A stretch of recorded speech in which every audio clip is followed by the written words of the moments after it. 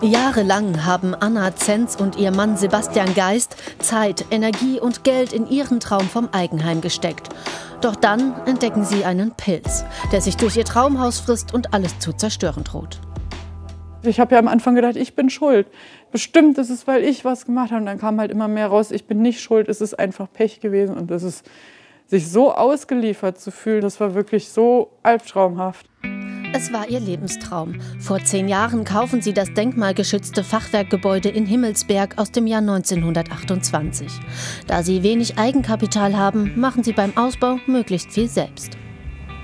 Hier ist wirklich von Decke bis Fußboden, jede Wand, jedes Kabel, alles selber gebaut, was geht. Und da steckt halt alles drin. Es waren noch mehr als 5 Jahre. Habe ich hier fast jeden Tag auf der Baustelle. Manchmal nur eine Stunde, aber viele Tage halt alles, was geht, hier verbracht, weil jeder Tag nicht gebaut ist, halt einen Tag später einziehen. Einen Tag weniger dieses Zuhause haben. Wir haben nichts anderes, wir hatten keinen Urlaub gemacht, wir haben alles gespart. Die 39-Jährige lässt sich extra von Handwerkern Unterrichtsstunden geben und alles fachgerecht abnehmen. Als das Erdgeschoss fertig ist, beginnt der Horror. Ein Pilz frisst sich durchs Gebäude, der echte Hausschwamm. Erst ist es nur eine kleine Stelle, an der sie den Schimmelbefall feststellen. Wir haben dann über der Fußleiste halt so ein bisschen Pflaumen gesehen, da wo er sich das erste Mal gezeigt hat. Und dann haben wir angefangen aufzumachen und zu buddeln. Und dann wurde es immer schlimmer und schlimmer und schlimmer und hat kein Ende genommen. Und dann habe ich angefangen, alles auseinanderzunehmen, Stück für Stück. Und es wurde jedes Mal schlimmer. Ich hatte Bauchschmerzen, jedes Mal, bevor ich angefangen habe zu arbeiten, was ich dann entdecken würde, wie schlimm es noch wird. Wir haben wirklich wochenlang gedacht, wir können wieder ausziehen. Wieder in eine kleine Wohnung, sind für immer verschuldet.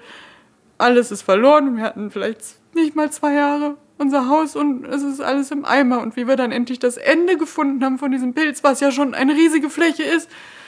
Und dann irgendwann klar war, okay, es ist zwar unfassbar und wir wissen nicht, wie wir das hinkriegen, wie wir das finanzieren, wie es weitergeht, aber es ist nicht das ganze Haus abrissgefährdet. Besonders betroffen ist der Bereich, wo die selbstständige Heilpraktikerin ihre Praxis hat. Und dann ist das hier jetzt unser neues Portal zu unserer privaten Hölle, wo man dann einfach von, ja, eigentlich ist es schön und hier ist nur noch das übrig. Das ist eigentlich meine Praxis und Homeoffice und ja, hier stehen halt auch Akten und Bücher und ja, hier arbeite ich eigentlich normalerweise und verdiene mein Geld, was ich jetzt eigentlich auch verdienen müsste, um das zu bekämpfen. Der echte Hausschwamm ist für Menschen zwar nicht giftig, aber er zerstört die komplette Struktur von Gebäuden. Der Befall hier muss schon seit sehr vielen Jahren bestehen, doch war er für niemanden sichtbar, erklärt Mykologe Georg Willems aus Marburg. Also Hausschwamm hat die unangenehme Eigenschaft, dass er meistens im Verborgenen erstmal wächst.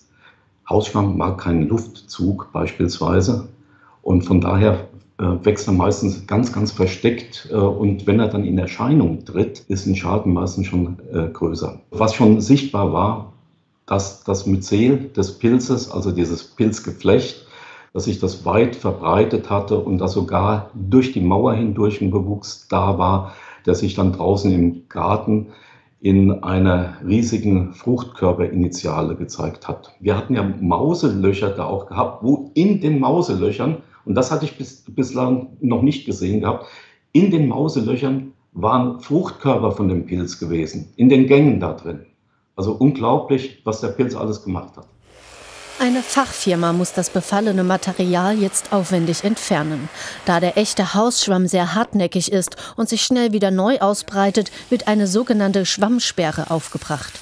Dieses Produkt wird mit Wasser verdünnt und dann aufs Mauerwerk aufgebracht und somit der echte Hausschwamm abgetötet. Das zweite Produkt ist ein Produkt, was für das Holzbauteil verwendet wird. Holzbauteile, die jetzt neu eingebaut werden, müssen vorbeugend geschützt werden gegen Pilze und Insekten. Und da wird eben im Oberflächenverfahren das Produkt aufgetragen. Die Spuren des echten Hausschwamms finden sich übrigens überall in Deutschland. In diesem Jahr hatten wir ein sehr nasses Jahr und auch ein sehr warmes Jahr, wieder mal ein Rekordjahr. Der echte Hausschwamm braucht eben, um sich zu entwickeln, eine gewisse Zeit. Wir gehen davon aus, dass er dieses Jahr sehr stark gewachsen ist, aber noch nicht überall zum Vorschein gekommen ist. Die nächsten Jahre wird das Wachstum voranschreiten. Für Anna Zenz und ihren Mann sind die Folgen weitreichend. Aktuell funktioniert die Heizung nicht. Waschen müssen sie bei Nachbarn.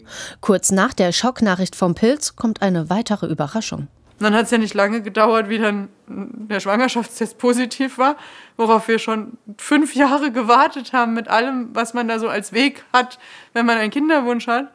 Und dann war dann auch so, ach du liebes bisschen, wir haben kein Geld mehr, um überhaupt ein Kinderzimmer zu bauen oder irgendwas, einen Kinderwagen zu kaufen, gar nichts mehr.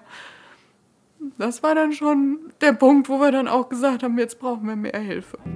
Die Kosten für Pilzentfernung und Sanierung liegen zwischen 50 und 100.000 Euro.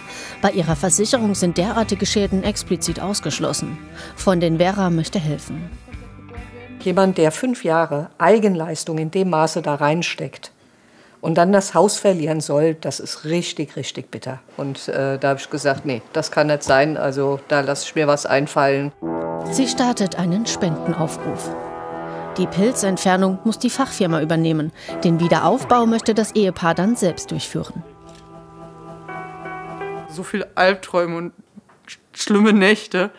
Und wie wir das hinkriegen. Und also die Freude, dass wir ein Baby kriegen, die ist zwar immer mal da, aber das ist noch nicht so, es hat irgendwie noch nicht so richtig viel Platz bekommen, weil einfach erstmal so ein bisschen so Überlebensgefühl da ist. Wir müssen es erstmal überstehen.